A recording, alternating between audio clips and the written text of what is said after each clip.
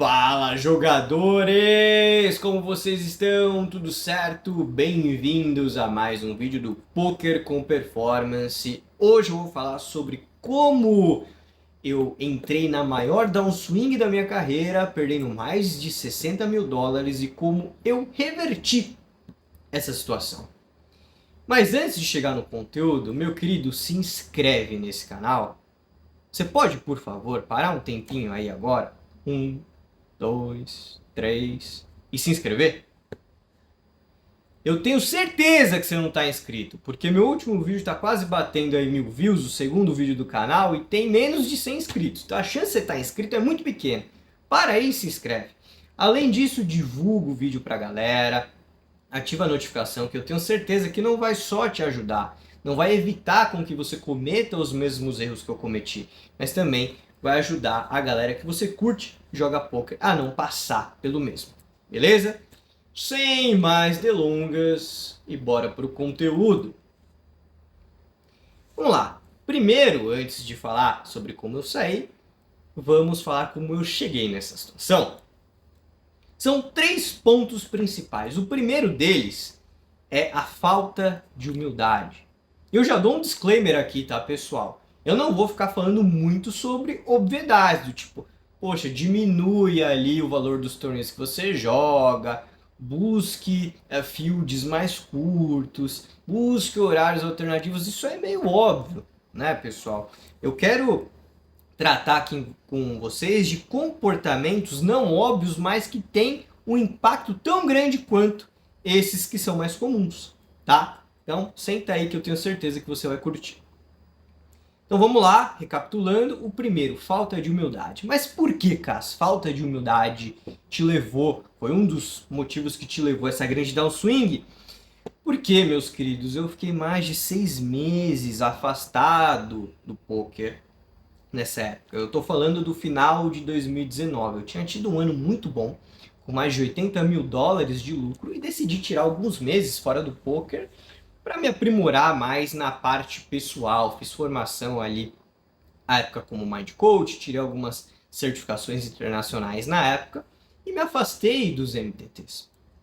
E aí, na hora que eu decidi voltar, ali no auge do nosso confinamento em 2020, o poker tava bombando, eu simplesmente voltei jogando a mesma grade de torneios que eu jogava quando parei. Isso é um grande erro. É um grande erro por quê, pessoal? Porque em qualquer ambiente de altíssima competição, os seus adversários, os seus concorrentes estão lá, se auto-aprimorando, mesmo que com micro aprimoramentos, enquanto você está lá, parado, degenerando, né? Não está desenvolvendo as mesmas competências, nem usando no dia a dia, assim como os seus concorrentes. Então você literalmente volta pior do que você estava e os seus concorrentes estão levemente melhores no mínimo. Então não faz sentido nenhum, tá? Quando você fica um tempo afastado do poker, voltar jogando a mesma grade que você jogava antes. Você tem que dar um passo para trás. Você tem que ser humilde o suficiente de dar um passo para trás, jogar um pouco mais barato. Eu não tive essa consciência, eu não tive essa humildade, e só nos primeiros 2 meses dessa minha volta eu perdi 20 mil dólares. Vou ver se eu consigo ir deixando os prints aí para vocês. Tá? Então a falta de humildade foi o primeiro grande erro. Seja humilde. Se você parar, se você ficar afastado do poker por qualquer motivo que seja, volte jogando um pouco mais barato, até você ganhar confiança novamente, entrar ali no eixo e voltar a jogar o que você jogava antes, beleza? Então, seja humilde. O segundo grande erro, que também está incutido nessa falta de humildade, foi jogar uma grade que só contemplava torneios mais caros e de field grande. Pessoal, os torneios de Big Field, que a gente chama, com a média de participantes alta, São os que proporcionam maior ROI, ou seja, retorno sobre investimento? Sim, eles são. Porque quanto mais gente no torneio, mais vai pagar para o top 1%, por exemplo. Isso é claro. Porém, qual que é a contrapartida aí?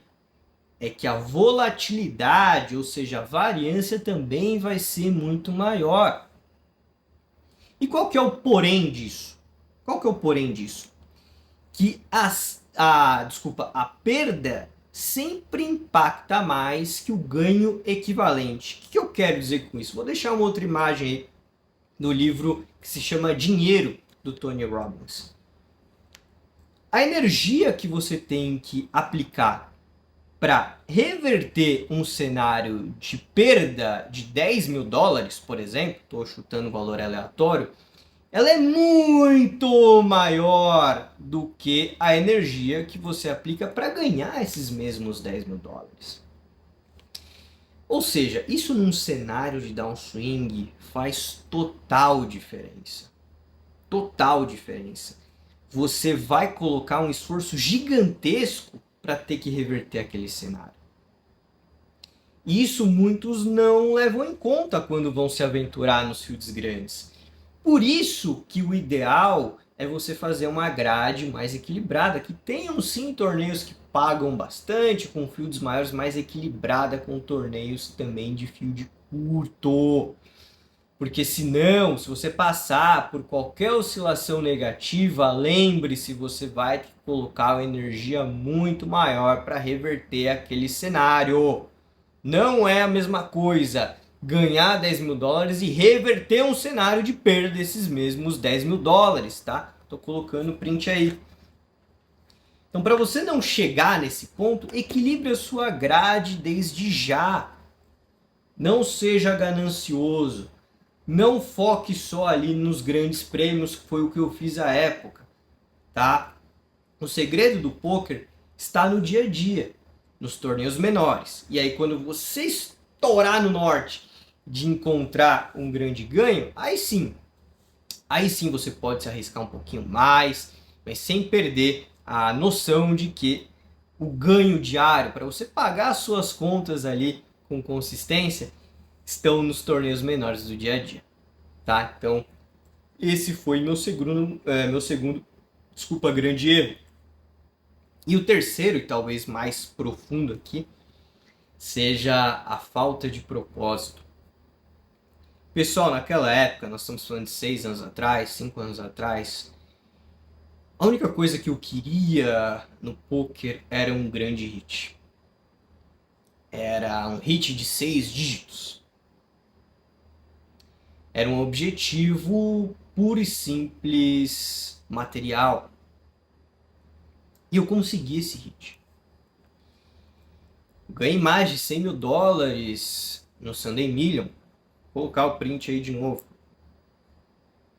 Qual que é o grande problema disso? E aqui eu não tô querendo lacrar, nem nada do gênero. Cara, é ótimo, é maravilhoso você ganhar um grande prêmio. Mas se essa for a tua deadline, ou seja, a linha final, o que vem depois daquilo, né? Não tem mais nada. Se o teu limite, se o teu grande objetivo é conquistar o grande prêmio, você conquistou, o que mais tem pela frente? Tá? Fica um vazio depois. E era o que aconteceu comigo. E justamente por isso eu fiquei 6 meses parado. Querendo buscar mais conhecimento, querendo cuidar mais da parte emocional. Porque eu literalmente, depois que eu tirei, entre aspas, esse peso das minhas costas, eu fiquei perdido. Quando o teu grande propósito é material e você alcança ele, e depois disso vem um balde de água fria, uma downswing como eu enfrentei, ou seja, a parte material não está mais te recompensando, você se sente extremamente perdido, porque não tem nada que transcenda isso para você perseguir. E quando não tem nada além do material para você perseguir, você simplesmente para. Seu cérebro buga. Tem uma frase do Viktor Frankl, um psicólogo muito famoso, ali do pós-Segunda Guerra, criador da logoterapia, que ele diz o seguinte: quem tem um porquê forte enfrenta qualquer como. E o que é esse porquê forte? É um porquê, é uma causa maior, é uma causa que transcenda apenas o dinheiro. Porque, de novo, pessoal, quando você mira o dinheiro, você consegue aquela conquista e depois aquilo não está mais te preenchendo, você não está tendo mais recompensa monetária, está passando por uma downswing e você se sente vazio. Se você se sente vazio, você perde a motivação. Se você perde a motivação, você vai ficar mais distante de jogar o seu A-game. E se você ficar distante de jogar o teu A-game, você vai ter resultados piores. E com resultados piores, a motivação é ainda menor. Então já vai o meu conselho para você. Se você acha que poker é só sentar a bundinha lá, bater umas fichinhas, ganhar uns dolinhos, essa coisa superficial, meu querido, já esteja preparado para passar por um grande e impactante período de escassez. Porque não é só isso, pessoal. Não é só isso. Poker é sobre também impactar e melhorar a vida das pessoas que estão ao teu redor. Poker também é sobre transformar você mesmo numa versão melhor. Poker é sim para ganhar dinheiro, mas o que você vai fazer com esse dinheiro? Qual o impacto que você vai causar? Quanto mais claro isso tiver na sua cabeça, menor a chance de você sucumbir a uma downswing, em você querer desistir do poker. Que foi o que passou pela minha cabeça durante ela. Hoje, pessoal, eu tenho muito claro para mim que eu jogo poker para, através dos meus resultados, através do meu conhecimento, desenvolver pessoas. Ou seja, o fato de estar jogando, estar perdendo, estar ganhando, estar apanhando, não vai fazer muita diferença, porque a causa final transcende o bem material. Quem tem um porquê forte enfrenta qualquer como. Quanto mais forte for o seu porquê, mais você vai ter condição de sair de downswings grandes e até de evitá-las. Quanto mais fraco, mais você vai sucumbir. Não jogue só por jogar. Não jogue só pelas fichinhas. Atrele isso a um propósito maior, tá? Isso é performance pura, não é papo de coach não, tá? Saiba usar isso a teu favor.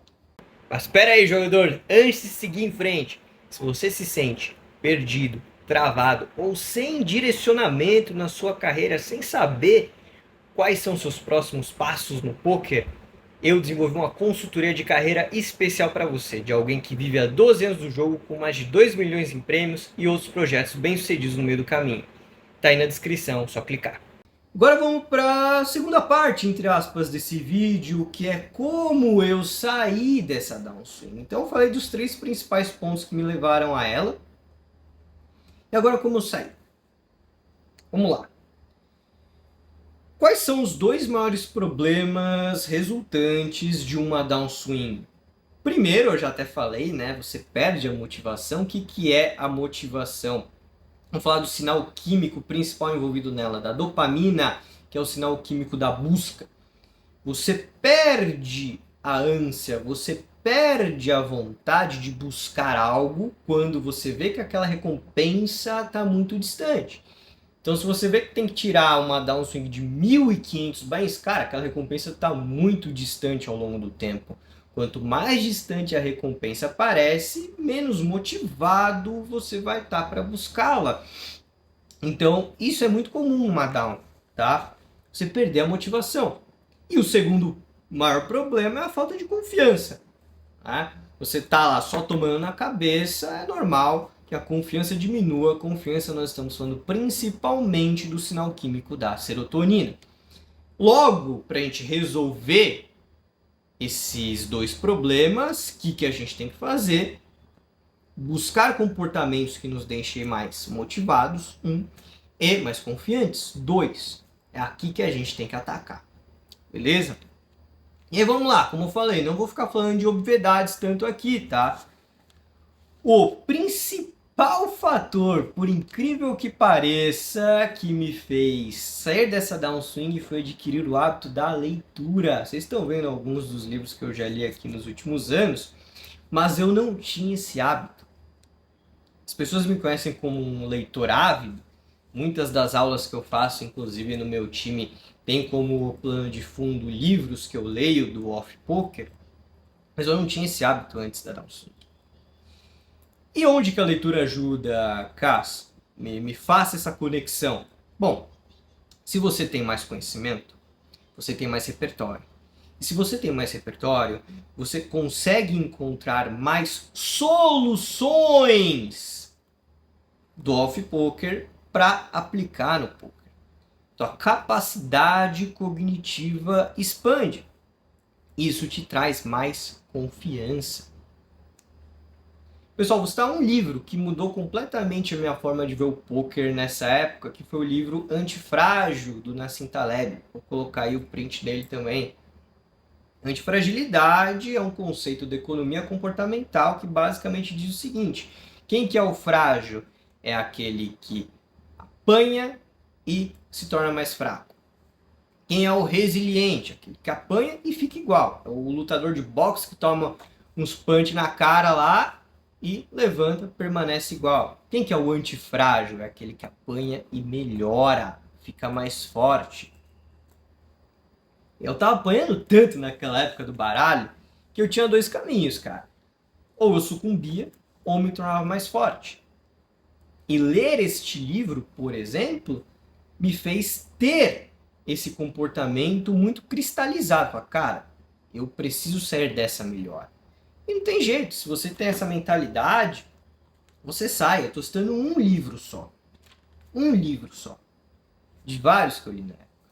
Então a leitura foi a minha maior aliada, meu hábito, maior aliado para sair dessa downswing. Tá? Fiquei muito mais confiante. Quanto mais conhecimento você tem, mais confiante você se torna. Se essa confiança não está vindo do baralho, ela tem que vir de alguma fonte externa. No meu caso, a gente começou pela leitura. Bom, o segundo ponto, também não muito óbvio, foi aprender sobre finanças. Nessa época, eu fiz uns 4, 5 cursos sobre finanças. E olha que contraditório, né? No momento em que o dinheiro não está aparecendo, foi aí que eu busquei cuidar melhor dele. Olha como é um comportamento antifrágil, né? Então você está num momento, entre aspas, de escassez e é aí que você vai buscar abundância. E aí eu comecei a aprender sobre investimento, portfólio de investimento, percentual para deixar em renda fixa, renda variável, investimento externo, como funciona o mundo das criptomoedas. Então foi nesse período onde eu menos estava ganhando dinheiro que eu fui buscar entender como fazer o dinheiro trabalhar mais ao seu favor. Isso traz o que, pessoal? De novo, mais confiança. Lembram que é a confiança uma das principais afetadas? Se você não está encontrando ela nos resultados do poker, você precisa buscar em algum outro lugar. Pessoal, tive a proeza de derrubar 2 vezes o tripé. Vamos ver se agora a gente consegue terminar o vídeo? Obrigado por cortar, editora. Vamos lá, outro comportamento que me ajudou muito na época, e prestem atenção nele, tá? Porque não é tão óbvio assim. Foi estudar, sim, mas como? Monitorando progresso. Monitorando e mensurando progresso. Porque nada, pessoal, nada motiva mais que o progresso. Então, olhar as tuas stats, pelo menos uma vez por semana, ver o que você está melhorando, ver o que você precisa melhorar, ou seja, te prover esse maior senso de controle sobre o cenário, é altamente recompensador. para tua mente, tá? Então, monitore, mensure o seu progresso. Olha lá como tá teu check raise, teu river coefficiency, teu segundo barril, teu terceiro barril, teu fold para segundo barril, teu fold para terceiro barril. E tenha um mapa mais nítido e mais claro daquilo que você tanto está melhor como aquilo que você precisa melhorar. Isso é extremamente recompensador. Beleza? Agora vamos terminar o nosso vídeo com outros comportamentos que também não são nada óbvios, tá? Então, cuidar do corpo e da alimentação. Outros dois cuidados que eu tive quando eu tava o quê? Na merda. Porque quando tava dando tudo certo era só cerveja artesanal, vinho, hambúrguer e dane-se, meu querido. iFood pra todo lado. Tá? Então, nessa época eu comecei a cuidar mais do meu corpo. Eu tava muito inflamado, tava acima do peso. E isso, pessoal, mexe com a motivação. Você se olhar no espelho e se achar um bosta, é ruim. É ruim para confiança, é ruim para motivação, impacta a tua performance no poker. Então, mudar esse estado neurofisiológico através de comportamentos mais saudáveis também te dá mais poder de ação nas mesas, tá? Então, comecei a me exercitar diariamente. Foi a época que eu comecei a praticar o jejum intermitente. Não vou indicar isso para ninguém, porque eu não sou especialista, mas até hoje, pelo menos 2 ou 3 vezes na semana, eu pratico um jejum de 16 horas. Eu parei com o consumo de praticamente 90% aí, de açúcar. Então hoje só um final de semana ou outro aí que eu bebo um refri ali com um pouquinho de açúcar e tal. Cara, praticamente zerei. Cafezinho com açúcar nunca mais. Doce muito raro. Então, pessoal, isso tudo também te ajuda na parte neurofisiológica a aumentar esses níveis de motivação e confiança. Não são só práticas diretamente conectadas ao poker, à parte técnica. Comportamentos físicos, a parte ali mais neurofisiológica também vão te ajudar, tá? Nutrição e tudo mais. Beleza? E outro comportamento que me ajudou pra caramba nessa época, pra finalizar, foi parar de agir como uma vítima. Meu querido, você não é vítima de nada no poker, tá? O máximo que você pode ser é um cara com menor consciência do jogo e que faz com que você sinta a natureza do game ser, digamos que a tua vilã, ser injusta contigo. Mas não tem isso no poker, meus queridos. O poker é volátil, o poker é cruel no curto prazo. Quem sobrevive a ele é aquele que assume a responsabilidade pelas merdas que está fazendo, pelos comportamentos ruins que está tendo e não terceiriza a culpa para a variância. Quando adotei essa postura de que, beleza, a culpa muitas vezes pode não ser minha. Às vezes eu tomo uma bad lá, cruel, numa mesa final que paga super bem, caio do torneio, nada dá certo no dia, beleza, perfeito. A culpa pode não ser minha, mas a responsabilidade sempre é. Assuma total responsabilidade pelos seus resultados. Porque eu posso te garantir, raramente é só variância. Raramente. Porque antes da variância se sobressair, você tem que analisar aspecto técnico, aspecto físico, aspecto comportamental, aspecto nutricional. Tudo isso está impactando no seu jogo. Mesmo que você não ligue. Só que aí é muito mais fácil que culpar a variância. Assuma total responsabilidade e bola pra frente, meus queridos. GL máxima e nos vemos no próximo vídeo. Graças a Deus saí dessa. E você vai sair também. GL máxima.